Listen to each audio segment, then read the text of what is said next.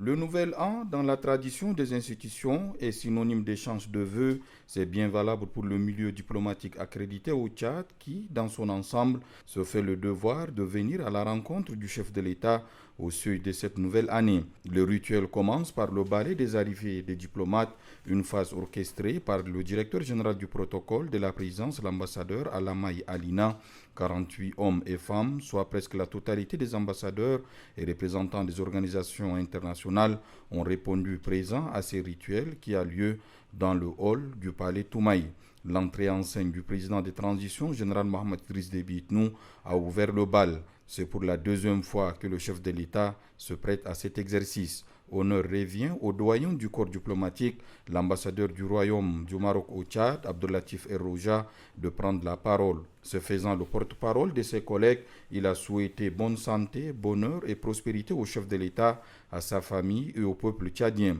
Observateurs avertis de la scène nationale, les ambassadeurs et représentants des organisations internationales ont été les témoins des différentes évolutions que le Tchad a connues durant l'année écoulée, événements marquants et épreuves difficiles qui n'ont pas échappé au discours du doyen du corps diplomatique qui appelle la communauté internationale à continuer à accompagner le Tchad pour devenir un pays modèle en matière de dialogue. Grâce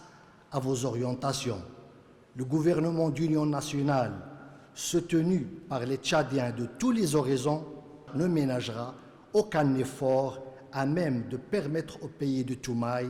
de gagner le pari du retour à l'ordre constitutionnel par l'organisation des échéances électorales libres et démocratiques programmées qui vont marquer, Inch'Allah, l'histoire du processus politique au Tchad. La communauté internationale excellence, les partenaires du Tchad et ses amis sont plus que jamais appelés à soutenir le succès de cette transition dans les délais impartis, car l'objectif final de tous demeure d'accompagner le Tchad pour devenir un pays modèle de dialogue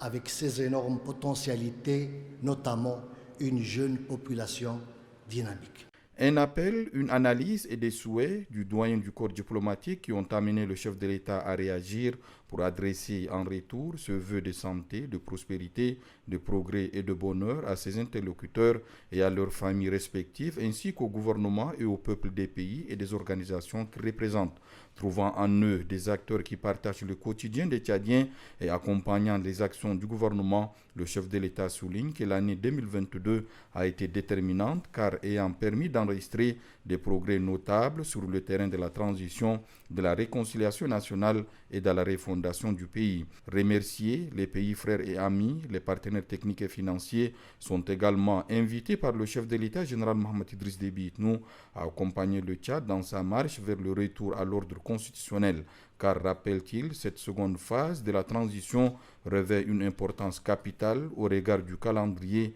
et des enjeux du soutien multiforme attendu des partenaires bilatéraux et multilatéraux, à en croire le président de la République, consiste à financer et parachever le processus de transition avec la mise en œuvre des résolutions du dialogue national inclusif et souverain, le processus de désarmement, démobilisation et réinsertion des DR, l'adoption d'une nouvelle constitution par voie référendaire et la tenue des élections générales libres, crédibles, transparentes et démocratiques. L'échange de vues avec le corps diplomatique pour 2023 a surtout permis au Tchad et son président de mesurer le degré de fraternité et d'amitié qu'il entretient avec ses frères et amis au moment où il a le plus besoin d'eux.